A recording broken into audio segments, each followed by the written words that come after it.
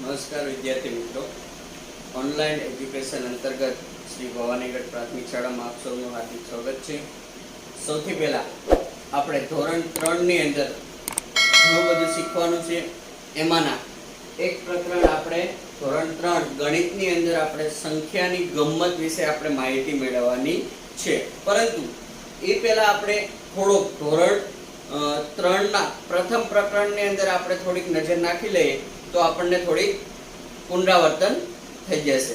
તો આ પુનરાવર્તનની અંદર શું હતું તો કે પ્રથમ પ્રકરણ હતું ક્યાંથી જોવું. એ ક્યાંથી જોવું પ્રકરણની અંદર આપણે બધાએ જોયું હતું કે વસ્તુને આપણે ત્રણ બાજુએથી જોવા દીધી. તો કે કયાથી?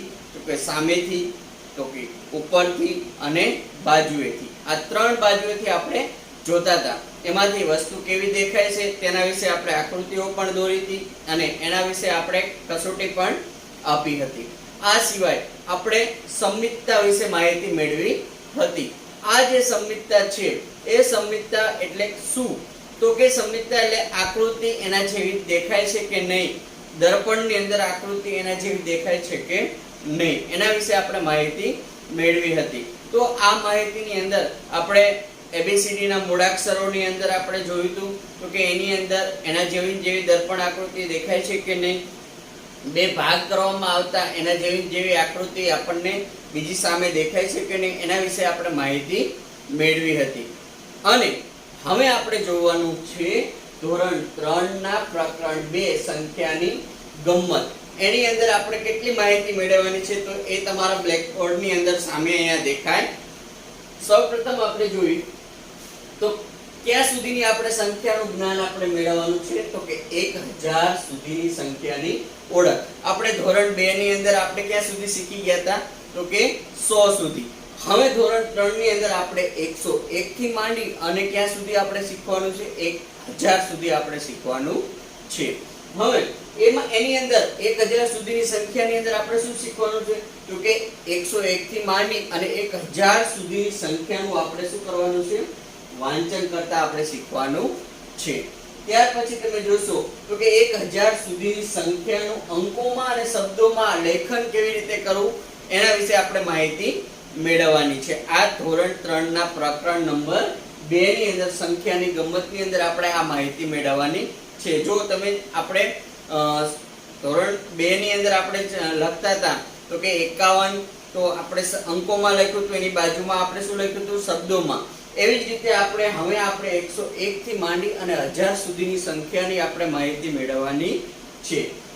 એને આપણે અંકોમાં પણ લખતા શીખીશું અને શબ્દોમાં લખતા પણ આપણે શીખીશું. શબ્દોમાં આપેલું હોય તો અંકોમાં કેવી રીતે આપણે લખવું એના વિશે આપણે માહિતી મેળવીશું. અંકોમાં આપેલું હોય તો શબ્દોમાં કેવી રીતે લખવું એના વિશે આપણે માહિતી મેળવીશું. ત્યાર પછી આપણે સ્થાન કિંમત. જો ઘણા બધા વિદ્યાર્થીઓ છે એ ધોરણ 3 ની અંદર સ્થાન કિંમત સમજી શકતા નથી. એને આપણે મણકા ઘોડેના ઉપયોગ દ્વારા આપણે સ્થાન કિંમત વિશે આપણે માહિતી મેળવવાની છે. ત્યાર પછી જોઈશું તો કે સંખ્યાઓના એકમ દશક 100 મુજબ આપણે વિસ્તાર કેવી રીતે કરો. જો ખાસ તો વિસ્તાર ઉપરથી વિસ્તાર આપેલો હોય અને એની સંખ્યા કેવી રીતે બનાવવી.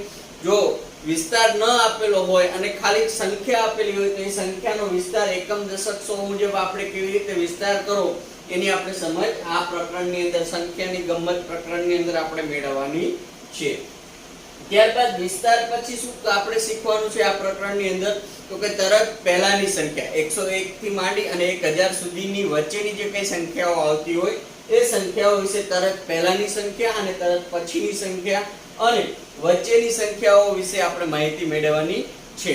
આ ઉપરાંત 101 થી માંડી અને 1000 સુધીની સંખ્યાઓમાં નાની સંખ્યાઓ કઈ કહેવાય, મોટી સંખ્યાઓ કઈ કહેવાય એના વિશે આપણે સરળતાથી કેવી રીતે સમજી શકીએ એના વિશે આપણે માહિતી મેળવવાની છે. હવે મિત્રો આપણે જોતા જઈએ કે સૌપ્રથમ 1000 સુધીની સંખ્યાને આપણે ઓળખ કેવી રીતે કરવી. તો આ ઓળખ વિશે આપણે માહિતી મેળવીએ તો સૌથી પહેલા આપણે ધોરણ 2 ની અંદર આપણે 99 સુધીની સંખ્યા આપણે જોઈ ગયા. ક્યાં સુધીની સંખ્યા આપણે જોઈ ગયા હતા? 99 સુધીની સંખ્યા.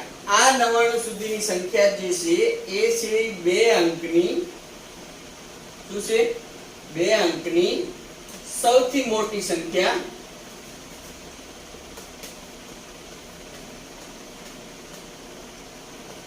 99 છે એ 2 અંકની સૌથી મોટી સંખ્યા છે. એની અંદર આપણે 1 ઉમેરીએ, જો 99 ની અંદર આપણે 1 પ્લસ કરીએ તો આપણને 3 અંકની નાનામાં નાની સંખ્યા છે એ આપણને મળે છે. 3 અંકની સૌથી નાની સંખ્યા આપણે મેળવી શકીએ. બરાબર. તો આ આપણે આ માહિતી આપણે ધોરણ 2 ની અંદર આપણે શીખી ગયા હતા. બરાબર. તો કે આ 100 થી આપણે બધા પરિચય છે, જેને આપણે શબ્દોમાં 100 આ પ્રમાણે લખીએ છીએ. બરાબર. તો આ જે 100 સુધીની આપણે માહિતી મેળવી છે, હવે આપણે એને આપણે આ ધોરણ 3 ની અંદર 1000 સુધીની સંખ્યા, આ 100 પછીની સંખ્યાઓ જે કઈ છે એને આપણે માહિતી મેળવવાની છે. તો આની અંદર આ 100 ની અંદર આપણે 1 ઉમેરીએ, જો એકમના સ્થાન ઉપર આપણે 1 ઉમેરીએ તો આપણને કઈ સંખ્યા, નવી સંખ્યા મળશે? તો કે 101. કઈ સંખ્યા મળશે? 101. આપણે નીચે લખીએ એની, જો 0 અને 1. આ 101. એવી જ રીતે આપણે એમાં આપણે બીજો અંક ઉમેરશું એકડાની અંદર, જે રીતે 1 2 3 4 5, જેમ આપણે 1 થી ત્યાં સુધીની આપણે 0 થી 1 થી 9 સુધીની સંખ્યા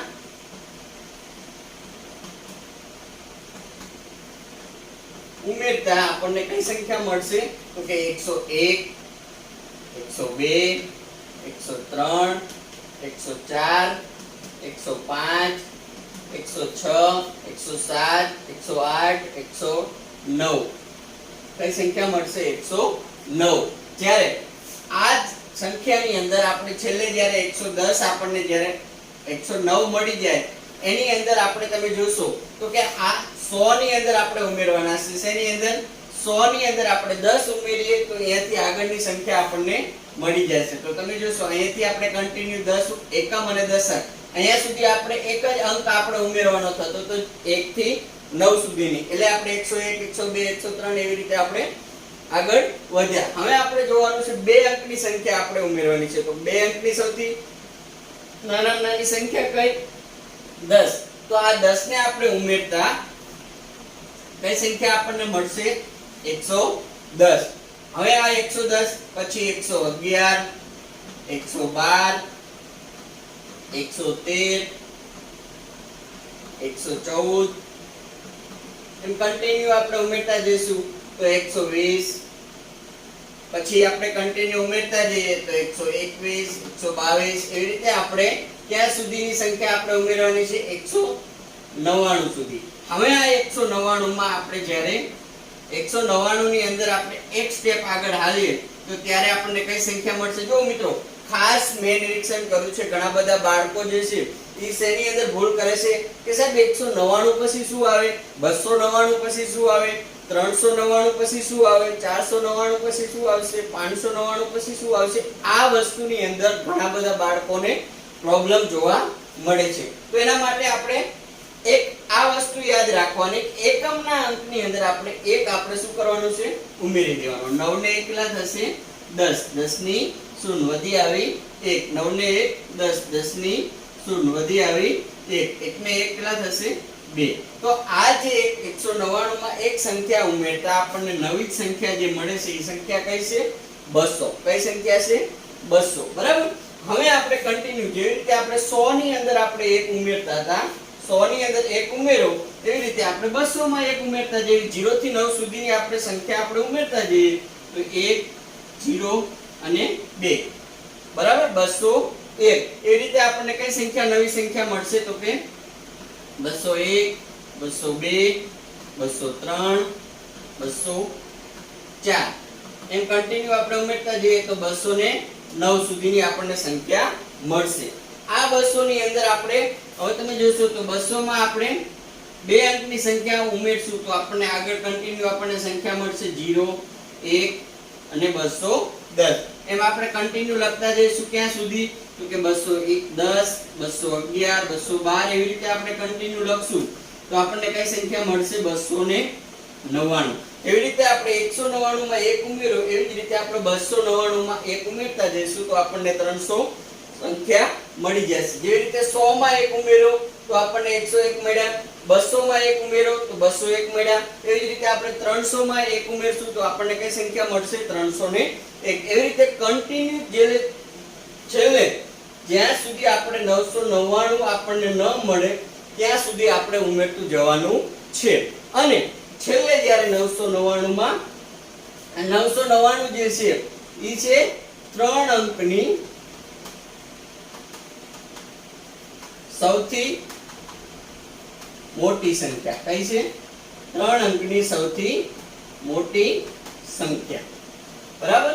હવે આ જે 3 અંકની મોટી સંખ્યા છે 999 ની અંદર એમાં આપણે 1 ઉમેરતા જઈશું તો આપણને જે આપણે સંખ્યાની ઓળખ આપણે શીખવાની છે ત્યાં સુધીની સંખ્યા આપણને મળી જશે. 901 9 માં 1 ઉમેરીએ તો 0, 10 અને વધી આવી 1, 9 ને 1 10 ની 0 વધી આવી 1, 9 ને 1 10.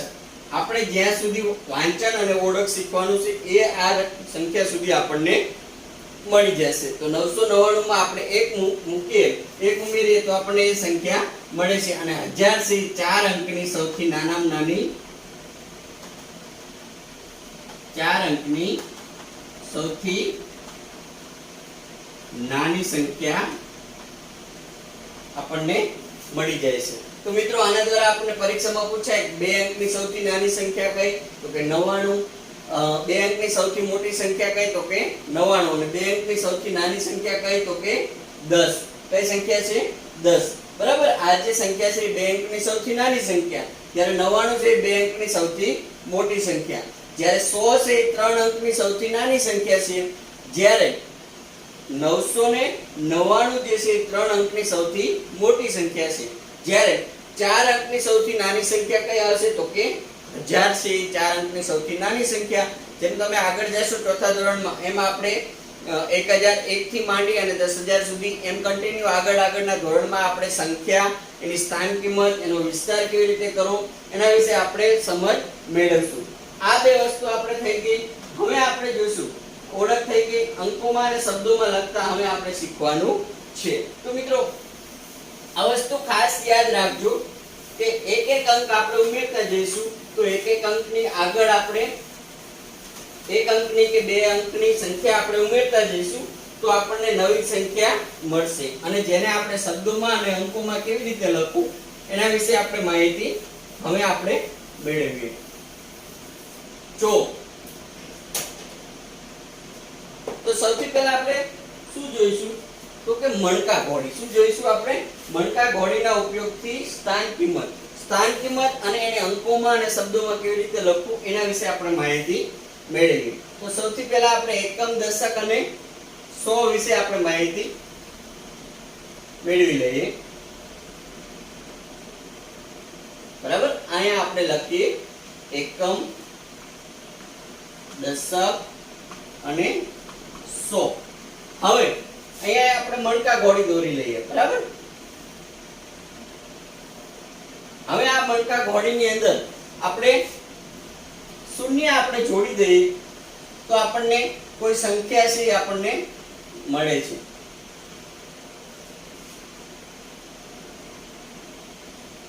બરાબર. હવે આ સંખ્યા આપણે એને શબ્દોમાં કેવી રીતે લખાય?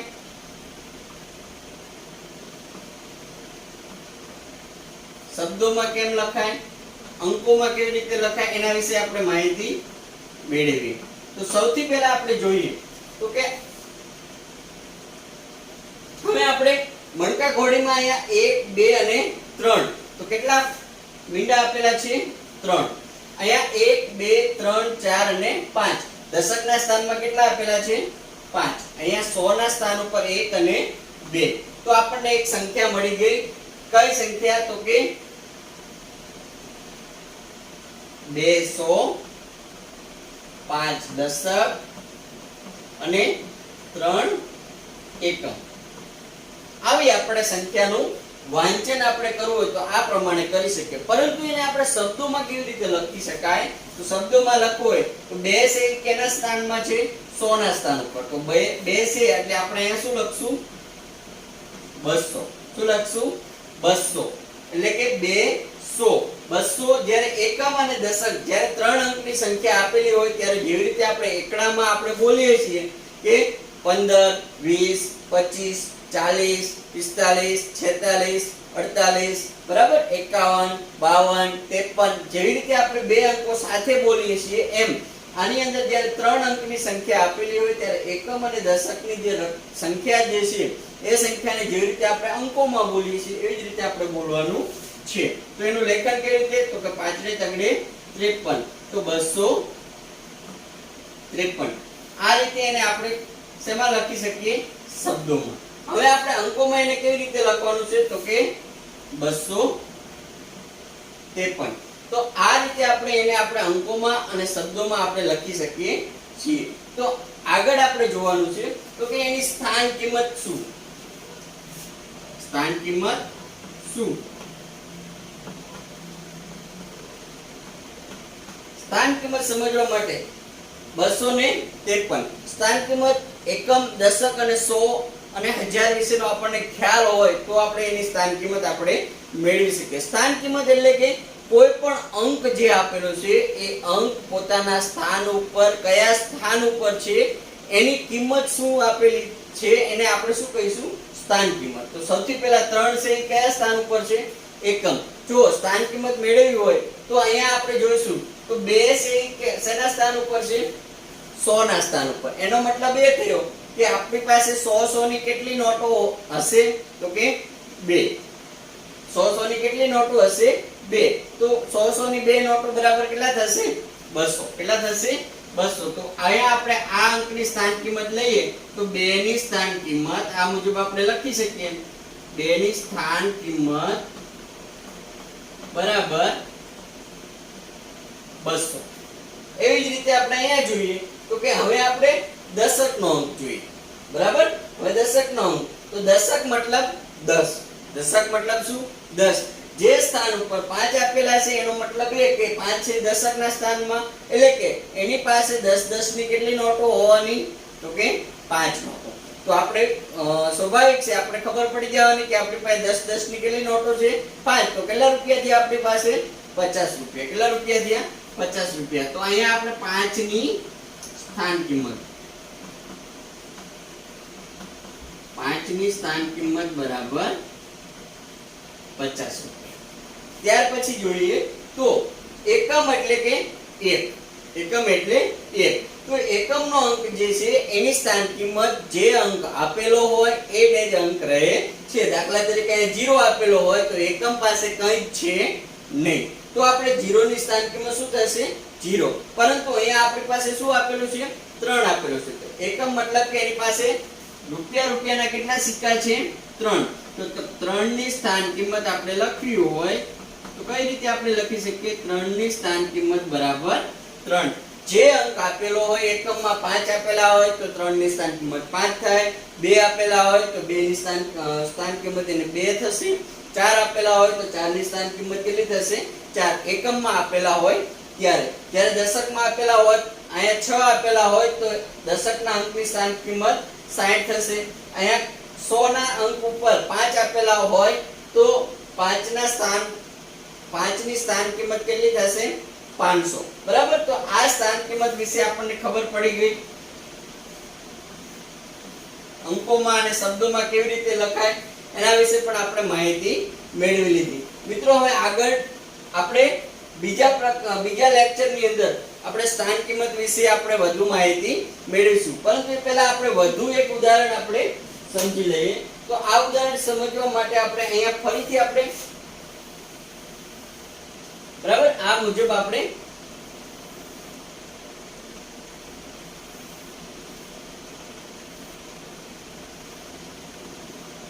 અહીંયા આપણે લખી લઈએ. અહીંયા હું તમને 1000 સુધી સમજાવું. એકમ, દશક, 100 અને 1000 સુધી. કારણ કે આપણે 1000 સુધીના અંકોનું આપણે વાંચન કરવાનું છે. 1000 થી આગળ જવાનું નથી, પરંતુ છેલ્લામાં છેલ્લો અંક છે 1000. બરાબર? તો અહીંયા આપણે મણકા ઘોડી આપણે એક દોરી લઈએ આપણી રીતે. બરાબર? દાખલા તરીકે હું અહીંયા 4 દશકના સ્થાનમાં કોઈ પણ અંક બનાવવા માટે અહીંયા હું સંખ્યા લખી નાખું. 1000 ના સ્થાન ઉપર હું સંખ્યા બનાવી દઉં. બરાબર. આ મણકા ઘોડીની અંદર અહીંયા આપણે રકમ આપણે મૂકવી હોય તો આ મીંડા ગણી અને આપણે લખી શકીએ એકમના સ્થાનમાં કેટલા મીંડા છે 1 2 3 4. તો અહીંયા આપણે એકમના સ્થાનમાં આપણે અંક લખી શકીએ 4. દશકના સ્થાનમાં 1 2 3 4 5. 5 ના દશકના સ્થાનમાં 5 નો અંક. 1 2 3 100 ના સ્થાનમાં 3 નો અંક અને 1 2 3 4 5 6 1000 ના સ્થાનમાં 6. બરાબર. હવે આપણે એને શબ્દોમાં કેવી રીતે લખાય કે શબ્દોમાં લખવું હોય તો કેવી રીતે આપણે લખી શકાય તો કે 6 છે 1000 ના સ્થાનમાં એટલે કે 6000. 3 છે 100 ના સ્થાનમાં એટલે 300. 5 છે દશકના સ્થાનમાં એટલે 5 દશક અને 4 છે એકમના સ્થાનમાં એટલે 4 એકમ. બરાબર. હવે આપણે એને શબ્દોમાં સાચી રીતે 6000 તો આપણે આમ લખવાનું શબ્દોમાં કે 6000. પછી 3 છે કયા સ્થાન ઉપર છે 100 ના સ્થાનમાં એટલે 300. કેટલા 100 થશે 300. જો 6300. જ્યારે આ બે અંકને આપણે એકમ અને દશકના અંકને આપણે કેવી રીતે બોલશું એક સાથે બોલશું. જેવી રીતે અંકોની અંદર આપણે 5 ચોકડી કેવી રીતે શું થાય 54.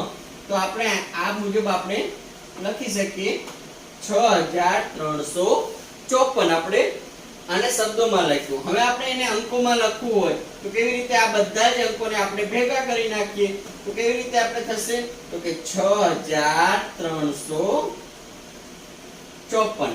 આ દરેક અંકની સ્થાન કિંમત કેટલી થશે તો અહીંયા આપણે સ્થાન કિંમત જોતા જઈએ. બરાબર. તો સ્થાન કિંમત જોવા માટે આપણે એકમનો અંક અહીંયાથી જ આપણે જોતા જઈએ પહેલા અંકની તો કે 6 છે કયા સ્થાન ઉપર છે અહીંયા 1000 ના સ્થાનમાં. કયા સ્થાનમાં છે 1000 ના સ્થાનમાં. તો 6000 એ છે એટલે એની પાસે 1000 ની કેટલી નોટો હશે તો કે કેટલી નોટો હશે તો કે 6. તો કેટલા હજાર થયા 6000. બરાબર. હવે આપણે એવું લાગે તો એક સરળ રીત હું તમને કહું કે 6 છે જે સ્થાન ઉપર આપેલા છે એની પાછળ જે આપેલા છે એટલા મીંડા આપણે મૂકી દઈએ તો એની સ્થાન કિંમત આપણને મળી જાય. આ સરળ રીત છે. બરાબર. પરંતુ આપણે ગણિતની ભાષામાં જોવા જઈએ તો આ મુજબ આપણે કરવું પડે. 6 ની સ્થાન કિંમત બરાબર 6 છે એમ મેં કીધું એમ આપણે 3 મીંડા મૂકી દઈએ 1 2 અને 3. તો 6000 થઈ ગયા. આપણે એકમ દશક 100 1000 ના સ્થાનમાં 6 છે 6 છે એમને એમ રહેશે. એની પાછળ આપણે પાછળની રકમ જેટલી આપેલી હોય એટલા મીંડા આપણે મૂકી દઈએ એટલે તરત જ એની સ્થાન કિંમત આપણને મળી જશે. ત્યાર પછી આપણે 3 ના અંકની સ્થાન કિંમત લેવાની છે. તો અહીંયા આપણે જોઈએ તો કે 3 ની સ્થાન કિંમત